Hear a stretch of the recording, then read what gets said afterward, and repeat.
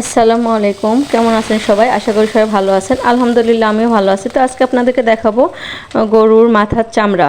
তো আমাদের উত্তরবঙ্গে এটা কখনোই খাইনি বা কাউকে রান্নাও করতে দেখি নাই। তো বরিশাল অঞ্চলে সম্ভবত এটা খুব প্রিয় একটি খাবার। তো আমি সেই কারণেই একটু টেস্ট করার জন্য এটা কিনেছিলাম অনলাইন থেকে।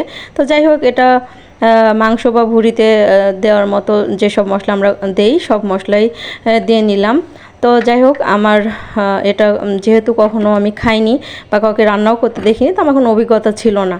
তাই আমি এটা ভেবেছিলাম এটা ভুঁড়ির মতো রাবারি টাইপের হবে।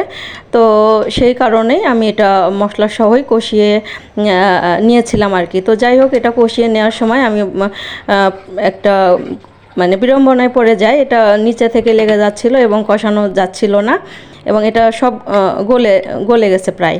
তো যাই হোক, যারা নতুন আমার মতো বা যাদের অভিজ্ঞতা নেই, তো আপনারা এটা আগে মশলাটা কষিয়ে নিয়ে তারপর রান্না করবেন।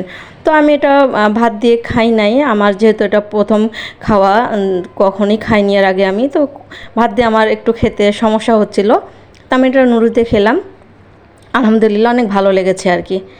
তো যাই হোক, আল্লাহ আপনাদের সবাইকে ভালো রাখুক। আল্লাহ হাফেজ।